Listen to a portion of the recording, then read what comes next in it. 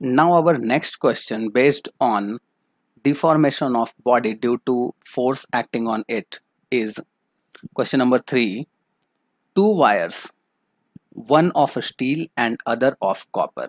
Means अभी दो wire हैं अपने पास में, एक स्टील की बनी हुई है और दूसरी कॉपर की, are of the same length, is subjected to the same tension. मतलब लेंथ भी उनका सेम है और उनके ऊपर जो फोर्स आ रहा है, जो टेंशन है, वो सेम टेंशन है. ओके, ठीक है. The diameter of the copper wire is 2 mm. Find the diameter of the steel wire. मतलब स्टील वायर के डायमीटर हमें फाइंड आउट करनी है. If they are elongated by the same amount, means उन दोनों में जो एलोंगेशन हो रही है ना, वो सेम अमाउंट में हो रही है. Means change in length delta L is equals to same होगा दोनों का. Take E for steel, means modulus of elasticity steel के लिए 200 giga pascal and that for copper as 100 gigapascal. Okay, so for this sum, first of all let us write given data.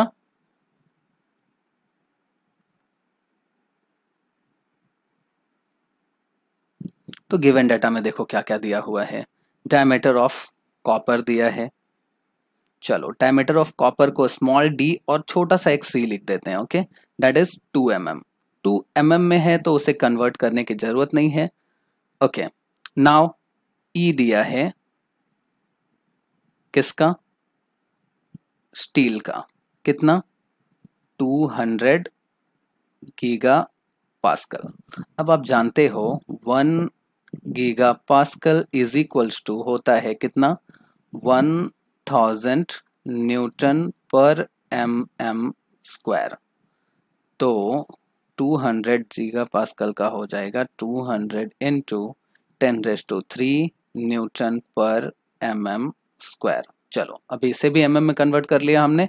दूसरा, modulus of elasticity for copper दिया हुआ है 100 giga pascal. That will be is equals to 100 into 10⁻³ newton per mm square.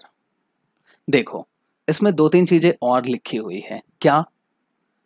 Length दोनों का same है. तो चलो मान लेते हैं L is equals to length of both. देखो अभी इलोंगेशन के लिए हमें चाहिए ना, तो लेंथ, एरिया सब चाहिए हमें. दैट्स वाई अगर नहीं दिया है तो हम एज्यूम कर लेते हैं. ओके, अभी देखो मान लिया DS means diameter of steel wire,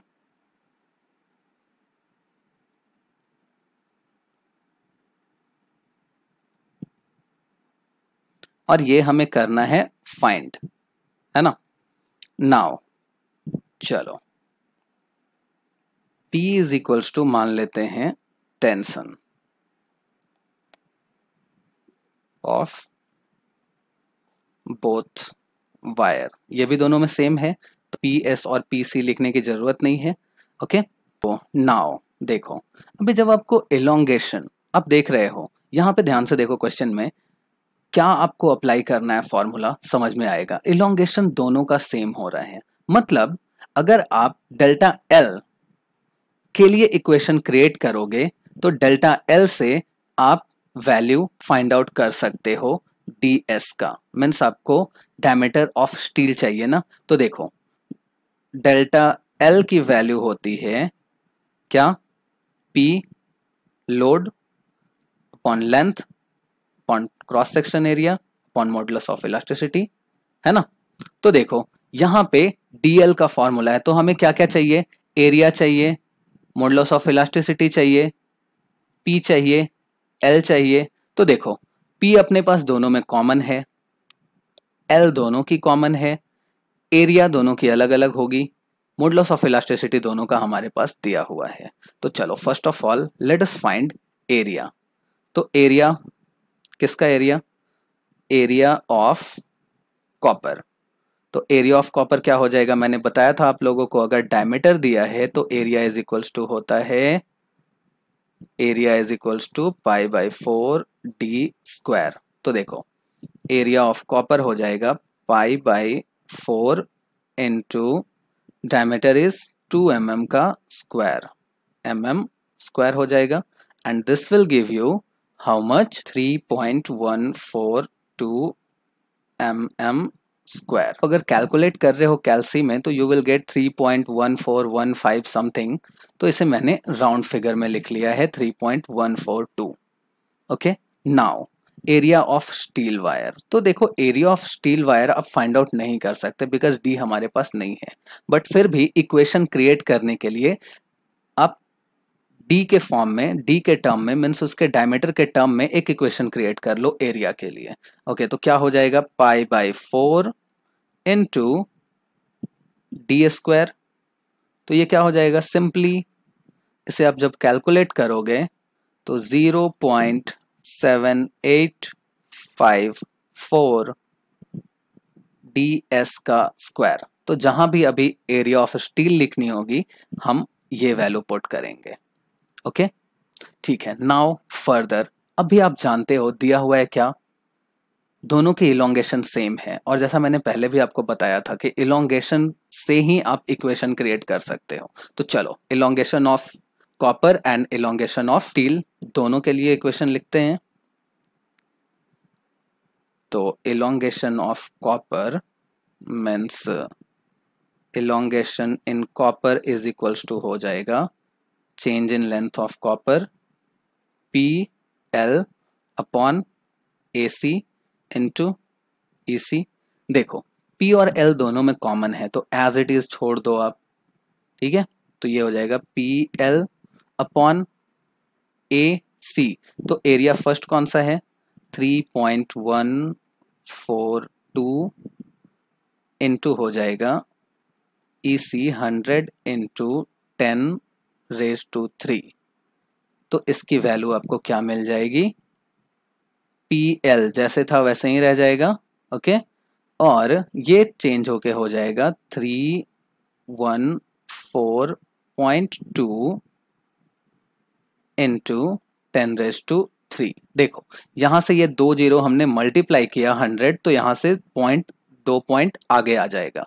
okay, so this is now another में दूसरा इक्वेशन लिखते हैं, चेंज इन लेंथ इन किसमें, स्टील में। तो स्टील में क्या होगा, PL upon AS upon ES। देखो अभी PL कॉमन है तो PL एज इट इज लिख दो आप। ओके, AS तो अभी जस्ट हमने फाइंड आउट किया था, क्या था वो 0.7854 ds का स्क्वायर इनटू E, है ना। तो ES की वैल्यू हमारे पास है पहले से, देखो 200 इंटू 10⁻3।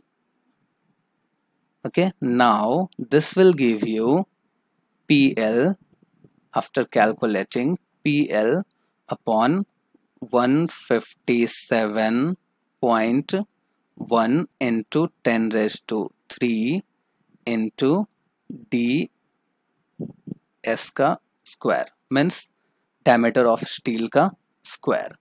नाउ अभी आपको पता है change in length in copper is equals to है change in length in steel. तो क्या हो जाएगा, दोनों को हम इक्वेट कर सकते हैं। तो चलो इसे मैं दे देता हूं 1 एंड इसे दे देता हूं 2। तो इक्वेशन 1 और 2 इक्वल होगा। From 1 and 2 we can say that PL upon 314.2 into 10⁻3 ये हो गया आपका elongation in copper is equals to elongation in steel. तो इलोंगेशन इन स्टील क्या फाइंड आउट किया था हमने, 157.1 इंटू 10⁻3 इंटू ds का स्क्वायर। अभी देखो ये हमारा इक्वेशन क्रिएट हो गया। Now we will have to solve. तो इक्वेशन जब आप क्रिएट करोगे तो देखो ये इधर डिनोमिनेटर में है, तो चलो हमें LHS में लेके आते हैं इसे। तो देखो डिनोमिनेटर में है तो इधर हो जाएगा, न्यूमरेटर में आ जाएगा ds का स्क्वायर, और बाकी पूरा का पूरा टर्म ये और ये डायरेक्टली कैंसिल हो जाएगा, PL क्योंकि दोनों में कॉमन है। अभी देखो तो यहां से ये पूरा टर्म उठ करके चला जाएगा न्यूमरेटर में।